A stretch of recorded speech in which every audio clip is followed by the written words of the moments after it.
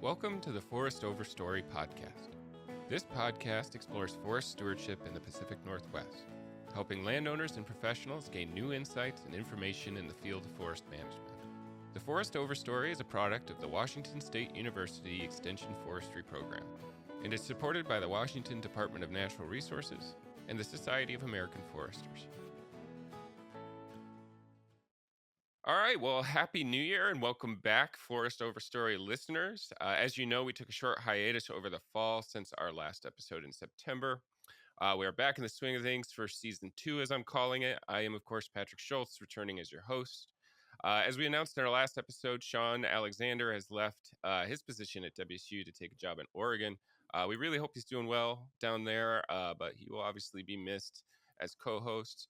I'm running as solo host today, but in future episodes, you're likely to hear some other voices from the WSU Extension Forestry team, either as co-host or host, just to keep things interesting. But I'm really excited to kick things off today. We have a great episode in store. We're joined by a very exciting guest. He is an award-winning tree farmer and the current chair of the Washington Tree Farm Program. Dave New is on with us. How you doing, Dave? I'm doing fine. How are you, Patrick? I'm great. Thanks for joining us. Very excited to talk with someone like you. You've been such a strong partner for WSU Extension for a long time, especially for my colleague, Kevin Zobrist up north, because you manage Norse Tree Farm.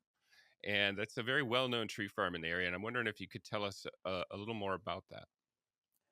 Well, okay, where do I start? We didn't start with maybe where is Norse Tree Farm? Okay, let's start with that. Okay.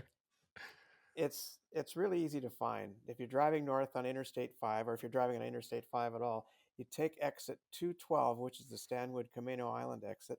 And instead of driving toward Camino Island, you drive east 1.5 miles. And we've got the big sign right in front of it that says Norse Tree Farm. So you can't miss it as you go by.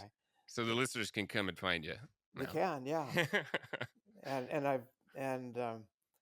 Well, if any of you have seen any of the videos we produced of our wildlife, I've got a YouTube channel with wildlife on it, and you'll see that we have a bridge that has a sign on it that says Golden Gate Bridge, and it's because the gate is gold. And so, like I say to everybody, your visitors are welcome, and if you come, you can even go across the Golden Gate Bridge without paying a toll. I like that. So it's property that's been in my wife's family since 1942. Her grandfather, Leroy Norse, who was that's the name, Norse Tree Farm, bought it for family recreation. He was kind of a hardscrabble chicken farmer during the Depression, just made a living any way he could, and he had land all over the place. And this is one of those last remaining parcels that didn't get sold off at the end. And we were able to acquire it when Dar's uncle died, and he left quite a bit of property to 10 heirs. And then we didn't think we were going to be able to keep it, but then the recession hit in 2008, and though the property had been sold to a developer, the developer went bankrupt, and we were able to the estate had to take the property back, which then gave us the chance to acquire it from the estate because of changes in zoning regulations for Snohomish County, availability of water, and a reduced price of land in general during that time, which then allowed us the opportunity to buy it from the estate. Wow, I didn't know that. That's what an interesting story. I could talk an hour about that. It took us 6 years to settle the estate, and as a part of that, then I took from Kevin the Ties to the Land class, and I highly recommend that class to anybody who hasn't taken it, to help with their family planning or legacy planning for their properties. And that helped us immensely, so that in the future we won't have that problem at our tree farm. Yeah, and just for a little background for the listeners, Ties to the Land it's a program out of Oregon State University that helps landowners sort of navigate the process of succession planning. It's a really great course, and those resources are available online if you just look up Ties to the Land. I highly recommend it. Yeah, And yeah, it's a course we don't get to do a lot, because it doesn't deal with the nitty-gritty necessarily of management, but it's something that I didn't think I was gonna enjoy doing, but I actually did. I didn't go to school, for forestry to talk about succession planning, but that class is always really interesting because you get all these families together, and they have to kinda talk about some of this stuff for the first time, which can be uncomfortable.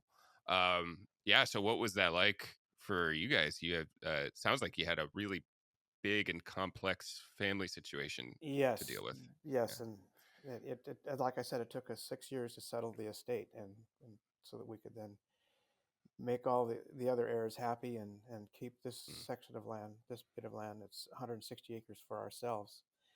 And that led, and so it hadn't been managed as forest land before that point, but because it had been sold to a developer, it came off of the open space, out of open space. And so we needed to get it back into open space.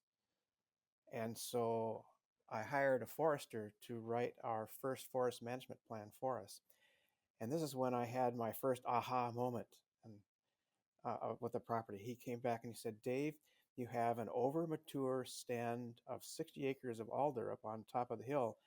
And unless you take it down, it's going to fall down, and then you're going to have a real mess on your hands. mm. And so we had a long, hard family discussion, and there was a lot of resistance in the family to cutting the trees down because what? Cut the trees down? The kids, it's not going to grow back in my lifetime, and we're not going to have those woods. Well, before I retired, I worked as a civil engineer and land surveyor, and I had seen people uh, hire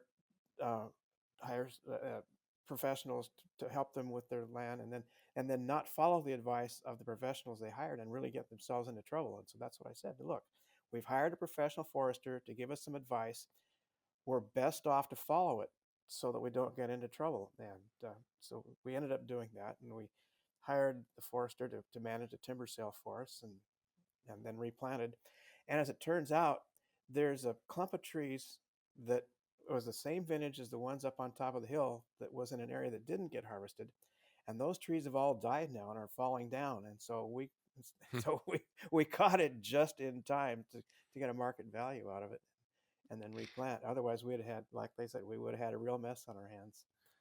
So that was your sort of forest management awakening, Yes, uh, understanding that a declining red alder stand is exactly that, and it's not exactly gonna that. get good. Yeah, And that's interesting. and so with that then, and knowing that we were going to go into this harvest situation, um, I needed to learn all I could. I didn't know anything about forestry, so this is where Kevin came in. I started taking classes from him right and left as I could, going to the field days and whatnot, and taking the coach planning class, so that I ended up writing Hmm. my own forest management plan. And um, and so that my original goal there was just to be able to know what questions to ask as we were going through the whole process um, of harvesting. But then so that was my first aha moment, and then the second aha moment was actually when we were doing as we were preparing for the harvest. We had to get it permitted, and the forester was doing all of that. But whenever he had somebody on site, I would come there with him, and we needed to build a bridge, which is now the Golden Gate Bridge, Mm. so we could go across a creek to get up the hill to access the the harvest site. And they sent Wayne Watney. Some of you that have been around a while will remember Wayne Watney, who was a biologist for the Fish and Wildlife Department, Hmm. who was doing the HPA's, the hydraulics permits for timber harvest at that time. And he pointed down into this little creek right where we were going to put the bridge, and there were some fish about 3 inches long. And he said, "Those are baby cohos." And I said, "What?" This is the second aha moment for us. How can this be? Because this creek goes dry every summer, and cohos are a fish that have to be in the stream for 2 years before they go out to sea. So how could they be in this stream that goes dry every summer?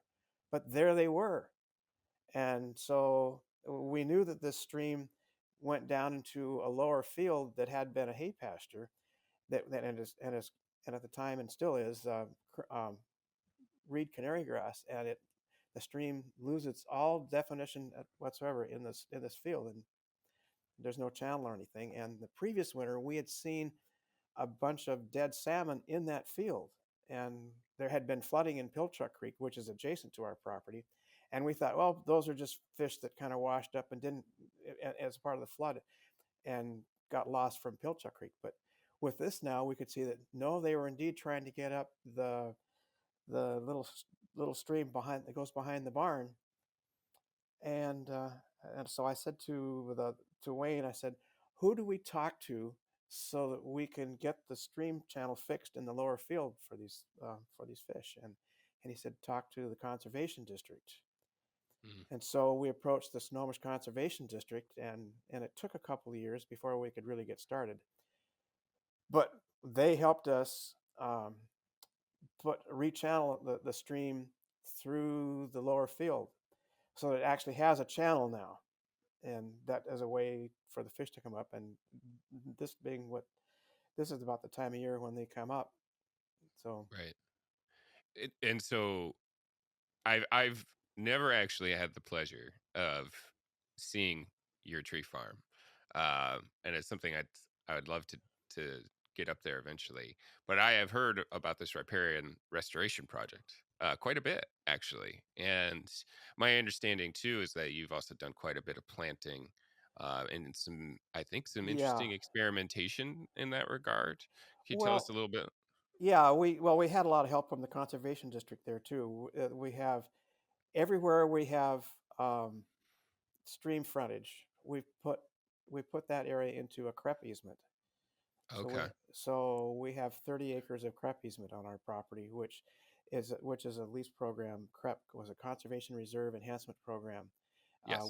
with the NRCS, USDA program, and so they pay us as a rental for this. So we can't do anything commercial wise, plant anything that would that would be a commercial value within this easement, but they pay us a rental fee for that, which helps cover taxes and some maintenance on the property as well.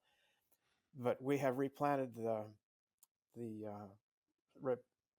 area with live stake willows, and then in the field we're struggling to get the the reed canary grass shaded out. It's a real chore. But Yeah. I'm I've with the tree farmer of the year that we had this last year, Bob Barker in Whatcom County. He converted 70 acres of marginal pastureland, mostly reed canary grass, into a forest over a 20-year period. So I know that it can be done. So, so we'll keep at it. I mean, yeah, maybe we could take a little side trail here and get into the nitty gritty because reed canary grass. I mean, anyone listening that deals with reed canary grass just knows exactly why we're referring to the headache that it causes. It is, I mean, it's just such a painful thing to try to get rid of and try to get um, trees planted into. So, what do you know what Bob Barker did? What was his success? In His terms of site prep, it's Yes, what they did. Now there's a little bit different situation than we are. They don't have as Our property is slightly sloping, so we don't have as much standing water as he did. What they ended okay. up doing was de-leveling, where they'd take an excavator and dig holes out and then make mounds, the equivalent of a tree falling over and leaving a big root wad, Interesting. and then planting on top of that. And and it worked for him. That and he used the blue tubes, the biodegradable blue tubes that are still there Sure. 20 years later. But Yes. Yeah, I have my issues with those. So that's really interesting. I had not heard of that method. What did you do prior to planting? um, well, the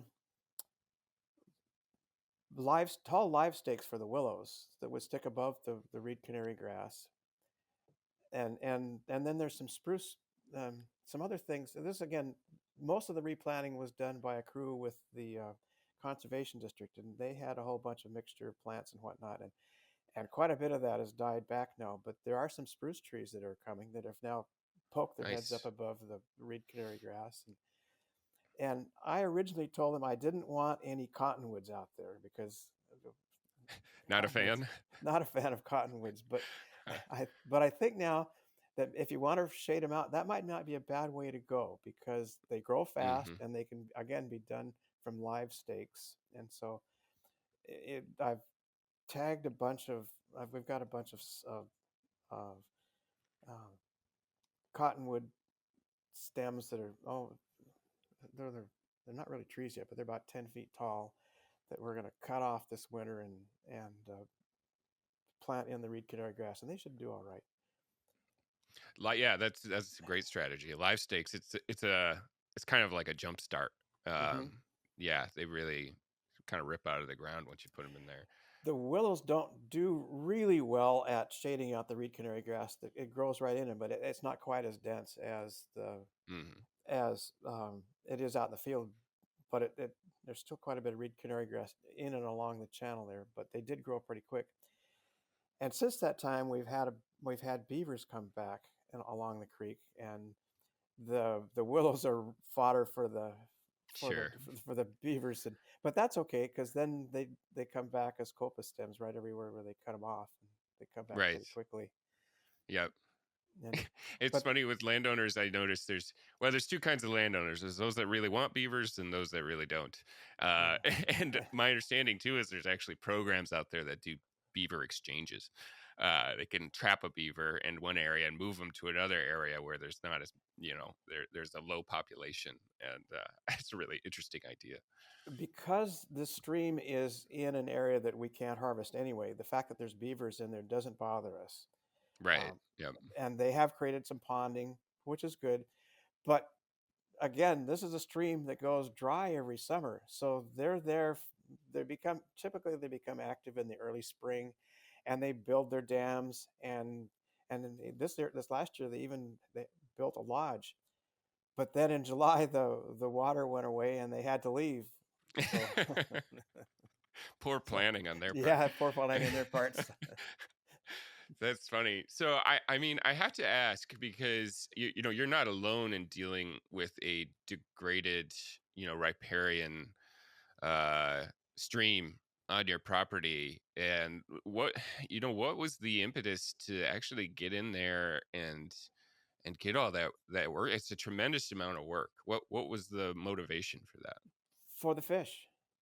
Yeah. For the fish. So and now every fall and late fall there is a uh, a run of silvers that comes up and spawns in the creek right there. And um, now I haven't seen them yet this year. There's a there's a crew from the Department of Fish and Wildlife that does um, they do surveys of the fish that are there that count the reds being REDDS. That's where the fish are have laid their eggs in the gravel. Mm. Each nest is called a red, and they count the reds and count the fish. And um, they said, yeah, this has been great the last few years because of this restoration. They've been impressed with how it helped. That probably feels pretty good. Yeah, it does. And uh, in a previous life, before I was into, as I was growing up, I used to go fishing all the time with my dad down on the Columbia River, and so salmon coming back upstream has always been important to see for us. And it's just seeing them there and not catching or anything, just actually just seeing them. And I also fished commercially parts of 2 summers in southeast Alaska too. So it's Oh having the wow, I didn't know that. so yeah, just Well, being able to provide for the salmon is really important to us. that's really cool. And it's a great example of not just what landowners can do, but I think too what people can do with assistance. And taking Mhm. advantage of those programs. You took advantage of multiple programs to Yes. to get Mm, that work done. yep. So landowners, that are facing something similar, it's good to know they're not really in it alone. Yeah, and we couldn't have done it without the help from the conservation district and also with that crep easement. We couldn't have done it ourselves. It Right. wouldn't have really would not have been successful. And with that, then also, as I said, it was the conservation district that did all the permitting for that, and so that we could do that. And um, it's funny how the Corps of Engineers is concerned about wetlands. Well, the whole area that we restored the stream in was a wetland area. The stream itself is not wetlands, but everything around it is. There can be, in our case. And so they were concerned that we were going to be filling wetlands as we excavated the stream. Mm. So we had some issues to get around there, but we made it all work. Thankfully, I had the conservation district to run interference for us on that. Yeah, that's good. Good. It wouldn't be a restoration project without a little bit of bureaucracy. So, Yeah. so I'm kind of curious, kind of back to where we started this conversation. You had these aha moments, um, and just in thinking about your management objectives for the tree farm, what were they before your aha moments, and what are they now? Well, before we had our first management plan, we had no plans whatsoever. We thought the place would take care of itself. Right. What? Yep. And so then with the management plan, then we did the harvest and now are managing the return of that replanted area.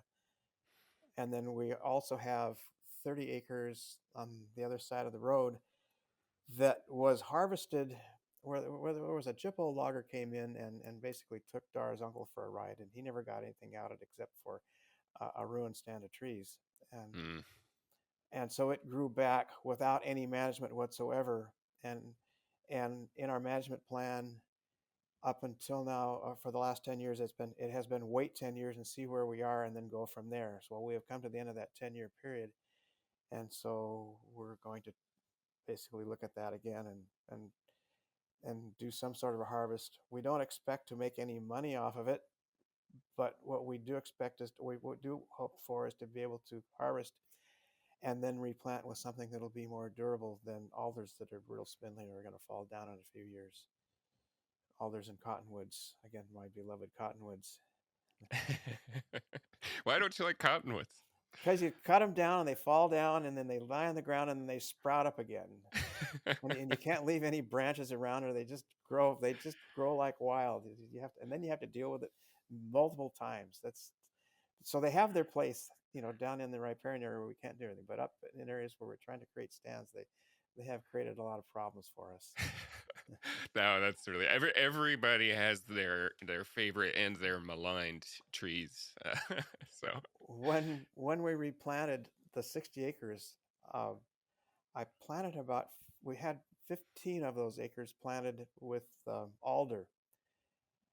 And so now those trees are just going gangbusters. mm, They're up to 6 or 8 inches DBH, and after 8 years, they're just going great guns.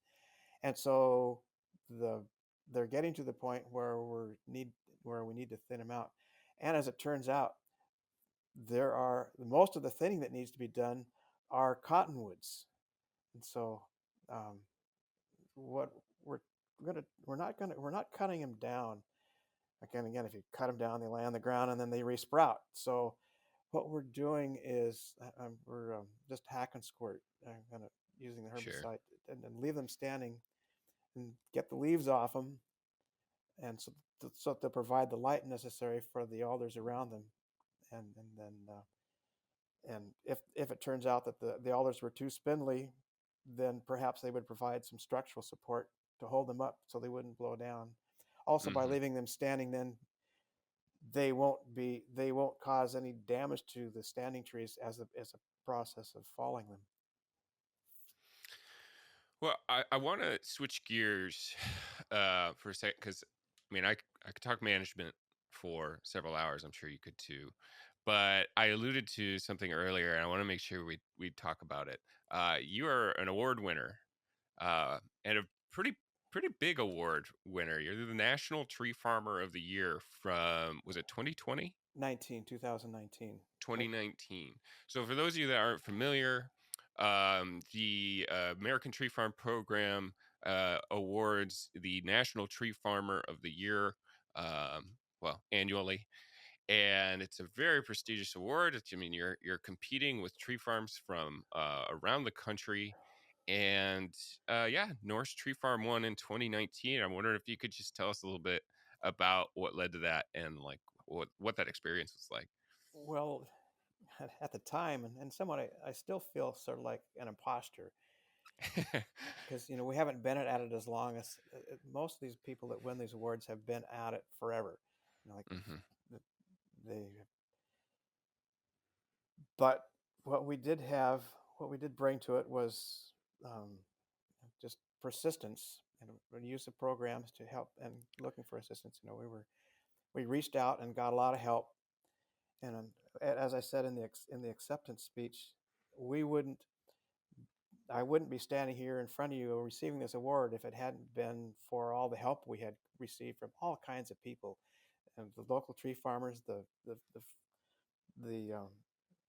Washington Farm Forestry people, the WSU Extension, the Conservation District, um, and even my wife's grandfather for buying the property initially, her uncle for not selling it to the developer, Hmm. and then and then even the recession for making it so we could keep the property, but the recession that was bad news for everybody else except us in this case. Um, Well, yeah, I mean it's such a cool story, and I imagine that contributed to the yeah, award. But I also have to say, like, I know, or my it's my understanding at least, that part of the criteria for that award is exactly what you described, is utilizing resources, yep, and and we not did do just that. utilizing, but also giving back to some degree, and offering up your property as a place for learning, Yes, and I know you've done a lot of that too. So I mean, it's a lot of tree farmers, you can be a great steward, and that's a big part of the criteria as well, obviously, is being a good steward, and just doing it all yourself, and kind of keeping that to yourself, that's totally fine. But such a big part of this award is that interaction that you've emphasized. So I think it makes sense when that you're we a winner. when we received the state award in 2018, there were some. Well, it was an election year, and Mm. there were some things that we needed to get publicized in terms of assistance programs like WSU Extension, Forestry. There was a lack of funds for that. The Conservation District needed money, so we had an open house right after we received the state award. Look, and we said, look, these are people that have helped us, and these are people that need help from uh, funding wise, and and this is how they were able to help us. And so, in addition to the general public, we had a number of elected and officials there and people running for office, and were able to impress upon them the need for these kinds of programs. That's And amazing. Yeah, it's such a big platform. mhm. Yeah. And we were and we got a front page story on the Everett Herald, and because of that, and as a part of the lead up to that open house, which all helped. Yeah. And we had a lot of good help from the tree farm program and W and the farm forestry for getting the publicity out for that again. And so we have made our property into a place where it is possible to have classes and whatnot. When we have parking for we can park 100 vehicles there if we Oh, have, that's nice. and we haven't ever had to put that many there, but we've been able to do that. And we have, when we built our cabin there, I guess we call it a carriage house. With the we finished it a year ago, year and a half ago. Uh, we've had quite a bit of problem with vandalism, so we didn't want any windows on the first floor. So the first floor is a two-car garage, and then also on the first floor we have a bathroom that has both an inside door and an outside door, so that we don't have to have porta potties. We can have 50 people there without having a porta potty, just by having the outside door to our bathroom. And we've hosted a number of events there because of that, and are always willing to do more that way.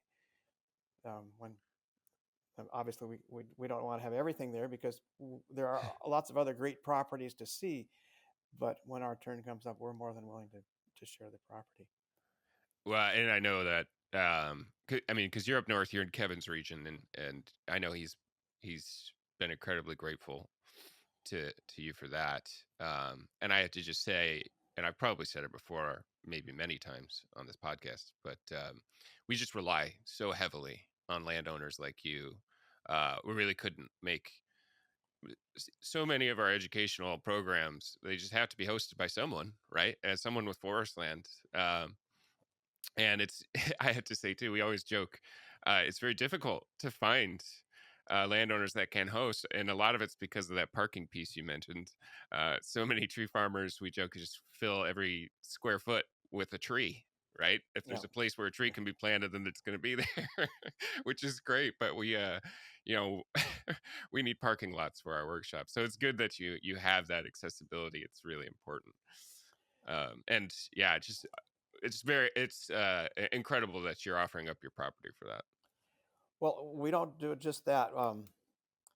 We live in the city, and so we Mm. have lots of friends that live in the city, and our daughter again also lives in the city, and as such, uh, we have a big garden at the property, and so a part of the garden is we have a big pumpkin patch, and so that every October then we have a pumpkin party where people come and everybody gets to take a pumpkin home.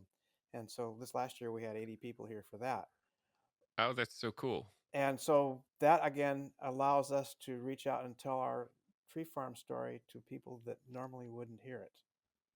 Yes, that's awesome. That's really important. Um, we focus so much on landowner outreach, but public outreach, getting people aware of the issues and small forest owners and what they do, that's really important. And that sounds like a really good time, to be Yeah, it honest. was. That It pumpkin is party. every year.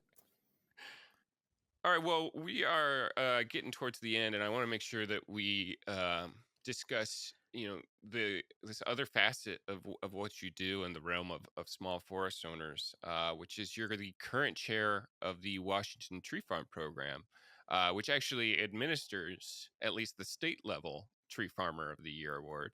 And I want to make it very clear that you are not the chair when you won the award, just No. so everyone knows that. Um, Well, part of but that was we ask our current tree farmer of the year every year to serve 2 years on the committee to attend our quarterly meetings, and that's how I became involved. Is they asked me to I oh, and so even up until I'd become a little. We were managing our own property, but I wasn't really involved on the greater issues things until they asked me to participate on the state committee. And so I like to say that they gave me the opportunity to drive 4 hours each way through uh, rush hour traffic in Everett, Seattle, Federal Way, Tacoma, and Fort Lewis to go to a 2 hour meeting in Olympia 4 times a year. that's right. That's funny. I live in Olympia, so I don't get to, or I don't have that issue, and I think they're mostly online now anyway. Yeah, But the pandemic changed that. We changed all our meetings to being on Zoom, um, and we're gonna change it. Uh, we're gonna do a hybrid meeting this next meeting in January. oh, cool. And so yes, like once again, I'm gonna drive through the rush hour traffic to go to Olympia, but everybody else can come and meet with us in in Olympia, or they can participate online, and that's been really good this way because we have expanded our attendance to be truly all from all over the state. Yeah, that's great. I mean, that is like it's a cursed blessing. We all like to see each other, but the online platform, it makes it so much easier It to sure get a does. broad audience. But I want to explain to the listeners, if they're not aware, what the Washington Tree Farm Program is and what the kind of primary function is. But I know there's lots of special projects going on too. Can you give us kind of an overview of what the program does? Yeah, we the main thing that we do is to certify tree farms to sustainable as being sustainable to standards that are set by the American Tree Farm System. Right. There are about 1,500 tree farms in the state of Washington, covering 370 thousand acres, in the state that are currently certified in the program. Now, if you look at the overall number of acres of forested land in the state that's privately held, that's a drop in the bucket. So we're trying to reach out to the more, but it does take quite a bit of it takes a concerted effort by a whole bunch of volunteers. We have about 100 volunteer um, inspectors that are well, they're some of them are in private practice. Others work for the DNR, and we've got a whole bunch of DNR ones that have just come online with their new expanded program Hmm. that go out and we assist people to get their with their management plans. The foresters do, but once you get a forest management plan in place, then we'll send an inspector out to look at the property and with the owner and basically go through the form, which which are the standards for the AF the DFF standards or the tree farm standards, and it doesn't cost anything. It's entirely free, and once you're approved, then you get to put that nice green and white diamond sign in front of your property. And Right. Yeah. And I'm sure people have seen those around. yeah, and Yeah. And it it's a feels good good to put that program. sign up. It does. Yeah. It's Yeah. and in Western Washington here, that's just it. We get that pride of ownership of having that sign. In Eastern Washington, especially the farther east sections where they are within range of the Idaho Forest Group mills, they will pay a premium Mm. for wood that comes from certified tree farms. We don't have that quite yet here in Western Washington, but not only will they pay a premium for timber harvested on to the owner, but as the tree farm program, then uh, we get a little bit from them as well on that. So that helps fund some of our programs. Right. But it's not unreasonable down the line to think that that could exist in Washington too, or Uh, Western uh, Washington, yeah, as log buyers and the market in general is going to uh, want to ensure that the wood is coming from places that are practicing sustainable harvesting. The tree farm program's well in place to fit into that. we are entirely, or not entirely, but mostly a volunteer program. We have one half-time paid administrative staff person who keeps us all in line and manages the program for us. And but the rest of the positions are all volunteer. In my current position as chair, it's a 6-year commitment on my part for this. First 2 years as I was 2 years as the vice chair, and now I've just finished my first year as chair. I've got one more year as chair, and then I will be 2 years as the past chair to help with institutional knowledge. And then the past chair is also in charge of the selection of the tree farmer of the year. Oh, And then, but in addition to the the tree farm certification and tree farm of the year, we have our fall seminars, the educational programs that where we lean on. Let's see, you've been involved with those, haven't you, Patrick? You've been in. oh yeah. I've helped plan the Yeah, West Side one for the you last right. 3 or 4 years You and with Nick. Nick Coons. Yeah, Yep. you and Nick have been very good, very helpful with that. And then we have an East Side one now as well. That last year it was Andy Perlyberg on the East Side that ran it, Hmm. and and originally back in the day before the pandemic, we had it as we did it all in person. Um, we'd rent a place like the one year was at Pack Forest, and another year That's right. it was at the museum, the Veterans Museum in Chehalis, Yep. Hmm. and we had a pretty good attendance at both of those, and then good programs, good speakers that came, and and each of these in each of these cases, you can go to our website and see these webinars that were put on. We've saved them. There's some really good information on all of that that's available online. Right. Yeah. And COVID really changed the way We, semi-permanently how we do we things. yeah, But we've been able to do some in-person components for the last, well, actually the last two um, fall forestry seminars, and last year's was a lot of fun. We've been getting out in the field more than going off to like the Veterans Museum and doing it conference style. But someday we may get back to that model. but yeah, it's amazing how many really outstanding tree farmers there are out there that are a part of the program, Yeah. and and and I've had a chance to visit and see a number of these places, and it's just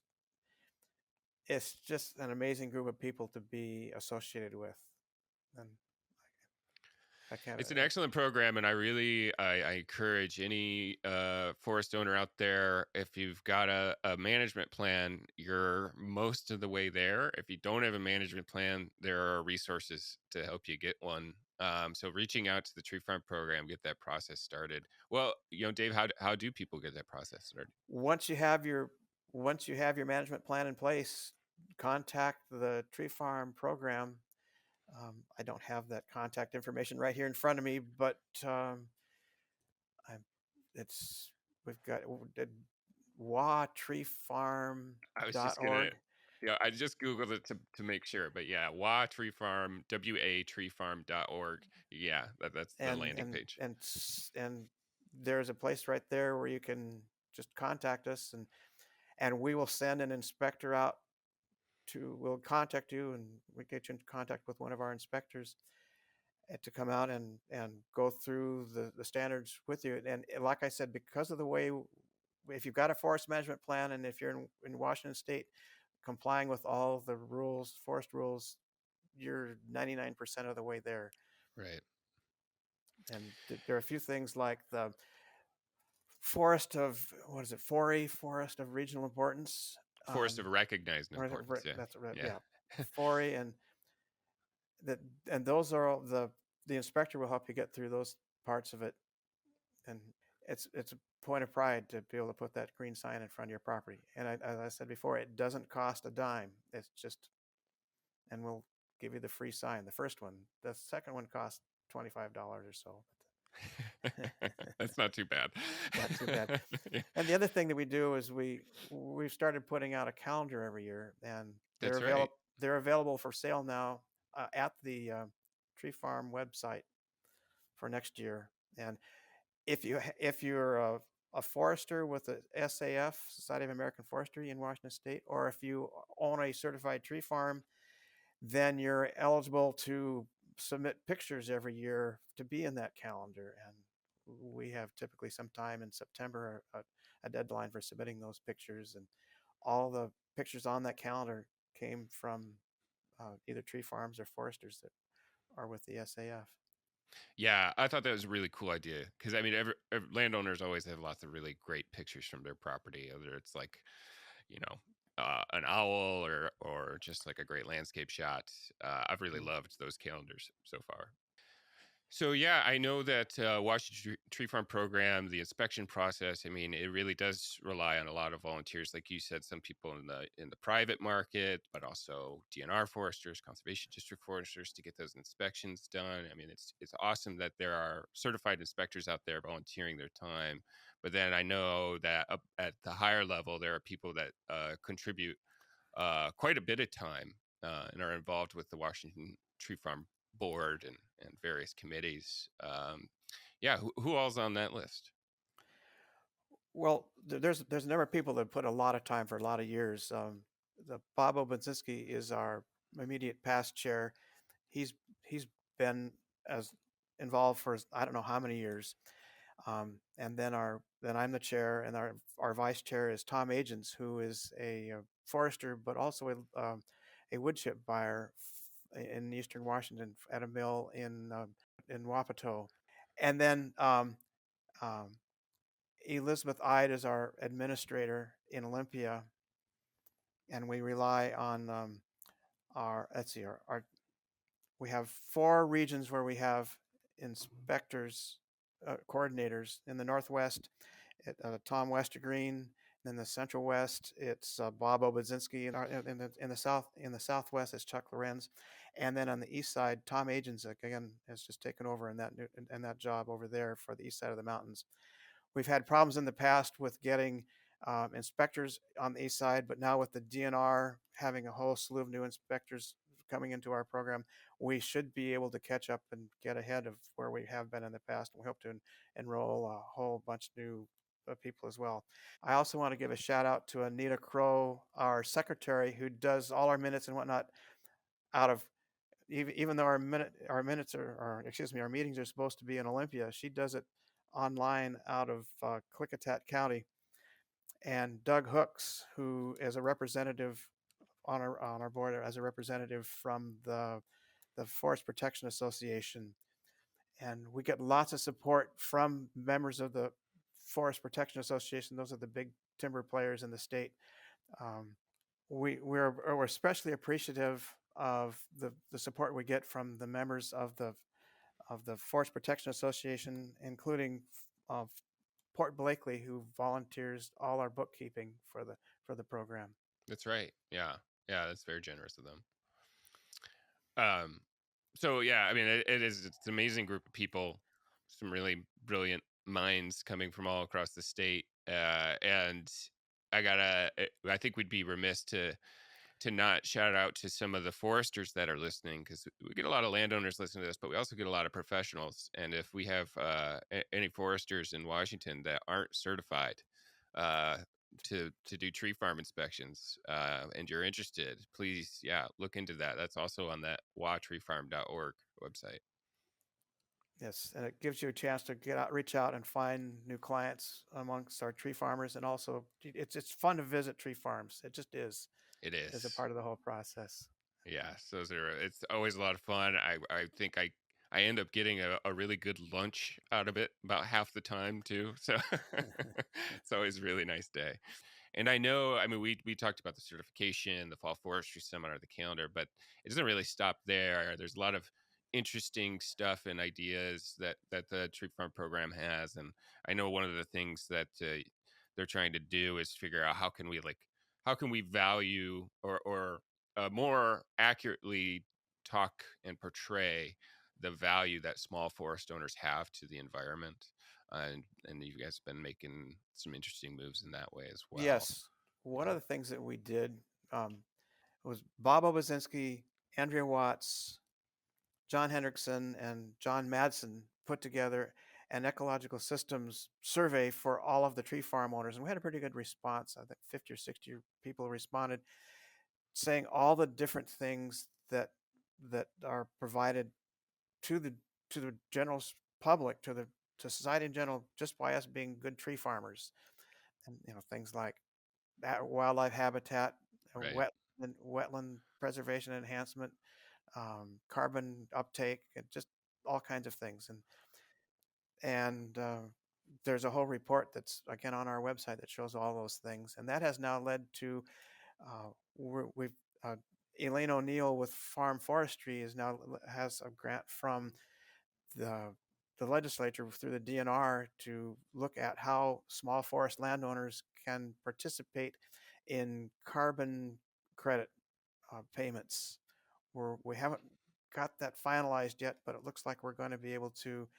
Uh, well, hopefully we can crack the net so that the local forest, small forest landowners can participate.